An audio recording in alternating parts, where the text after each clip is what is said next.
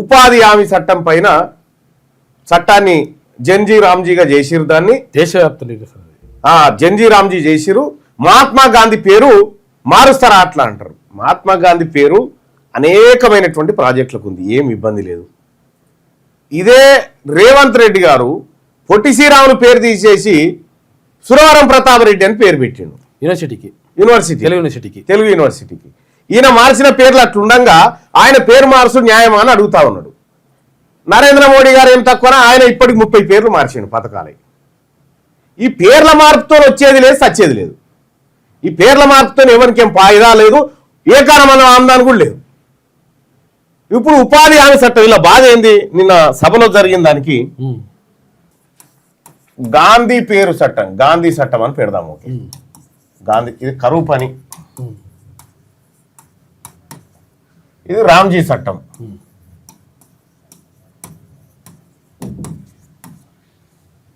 ఈ ఇంతకు ముందుకు కరువు పని ఉన్నప్పుడు ఏది మహాత్మా గాంధీ ఉపాధి హామీ పథకం పేరుతో ఉన్నప్పుడు కేంద్ర ప్రభుత్వం ఏం చేసేదంటే ఈ చట్టం ద్వారా 100% నిధులను కేంద్ర ప్రభుత్వమే ఇచ్చేది, రాష్ట్రాల దేకాన పైసలు లేకుండే.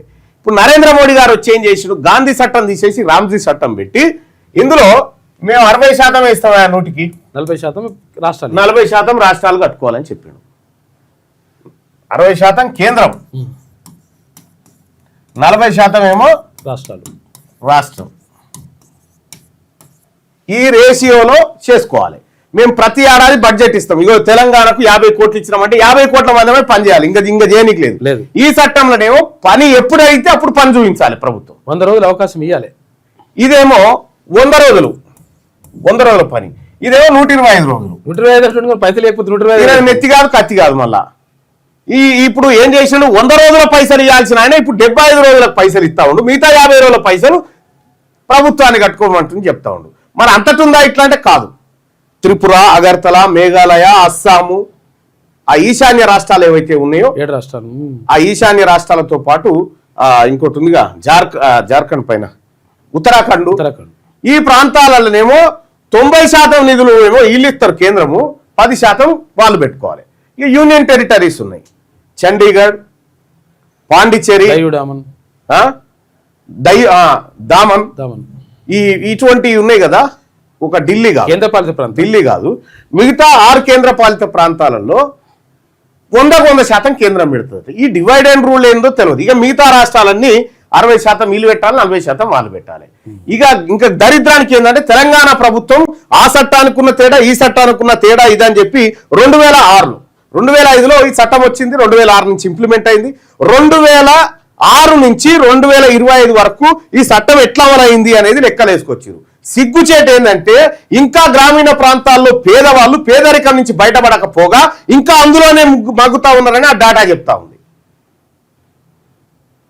ఈ చట్టము విషయం ఏంటంటే గాంధీ పేరు పెట్టుకొని, రామ్జీ పేరు పెట్టుకొని, ఇంకో పేరు పెట్టుకొని, నరేంద్ర మోడీ పేరే పెట్టుకొని పేర్లు మారిస్తే కాదు కదా, మా తలరాతలు మార్చే చట్టం కావాలనేది మా బాధ. ఇక్కడ వీళ్ళు 40% కట్టాలి, 60% కట్టాలి. పైసలన్నీ మాయే కదా, మీ ఇళ్ళ కింద తెచ్చి కడుతురా. 9% మీకు కడుతున్నాం జిఎస్టీ, 9% వీళ్ళకి కడుతున్నాం.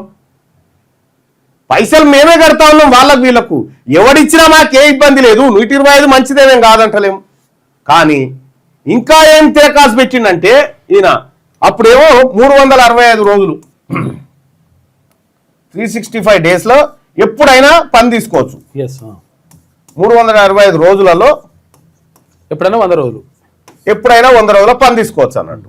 ఈడ ఏం చేసిందంటే ఒక 60 రోజులు మాత్రం ఖచ్చితంగా తీసుకోవద్దు. ఎప్పుడు వ్యవసాయం ఉన్నటువంటి, వ్యవసాయం కోతలకు వచ్చే టైంలో మీరు కోతలకు వచ్చే టైంలో మీరు తీసుకోకూడదు అని చెప్పి రిస్ట్రిక్షన్ పెట్టారు 60 రోజులు. ఇలా కోతలు ఎవడన్నా కొడవలు పెట్టి కోస్తున్నాడు, మిషనే వచ్చి కట్ చేసుకొని పోయి అప్పటిదప్పుడే ఒడ్లు పక్కకు పోయాయి, హార్వెస్టర్లు వస్తున్నాయి. ఇంకా ఈ కథ నరేంద్ర మోడీ గారికి తెలియదా? ఈ 60 రోజుల హాలిడే ఏంది? ఇగో ఇట్లా కొత్త చట్టాలు తెచ్చి పేర్లు మార్చుకుంటా తమాషాలు కేంద్ర ప్రభుత్వం చేస్తూ ఉంటే ఇక వీళ్ళు కూడా, ఈ రాష్ట్ర ప్రభుత్వం వీళ్ళు అదసలను చూడ్రి. మొన్నటిదాకానే 32 జిల్లాలలో ఉండే కరువు పని, హైదరాబాద్ మినహా మిగతా జిల్లాలు ఉండే. ఇప్పుడు ఏమైంది, మేడ్చల్ జిల్లాను కూడా ఊడవెక్కేసారు దాంట్లోకి. ఇప్పుడు మేడ్చల్ జిల్లా వ్యవసాయం లేదా? 31 జిల్లాలనే కరువు పని నడుస్తూ ఉంది. 31 జిల్లాలనే. ఇంకా అది పోగా ఇప్పుడు ఔటర్ రింగ్ రోడ్ చుట్టుముట్టున్నటువంటి ఊర్లు గీర్లు అన్ని కలిపిరిలా. ఆడ కరువు పని లేదు ఇక. ఎందుకంటే గ్రామీణ ఉపాధి హామీ పథకం, అది పట్టణ ఉపాధి హామీ పథకం కాదు. ఆడ కరువు పని మొత్తం ఎత్తేసినట్టు. అంటే 1,34,00,000 మందికి కరువు పని లేదనేది ఈ చట్టం ద్వారా తెలుస్తా ఉంది, కొత్తగా తీసుకొచ్చిన చట్టం ద్వారా. ఈ రకంగా ప్రజల్ని మోసం చేస్తా ఉన్నాయి కేంద్ర రాష్ట్ర ప్రభుత్వాలు. జనందేమో సొమ్ము, జనానికి ఖర్చు పెట్టమంటేనే ఈ బాధ.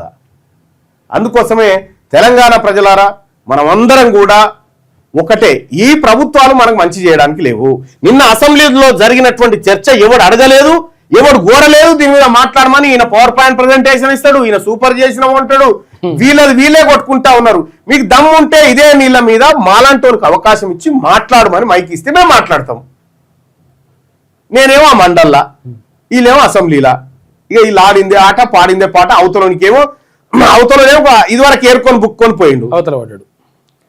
ఆయన తిన్నాడు, ఈయన తినే పనిలే ఉన్నాడు. ఇక బీజేపీ వాళ్ళకేమో ఇది ఇడిచిపెట్టి రామ్జీ చట్టం మీద ఉన్నది వాళ్ళకు. ఎవ్వరికి పట్టింపు లేదు తెలంగాణ సంపద మీద. అసలు అసెంబ్లీ ఎందుకు నడుస్తా ఉందా?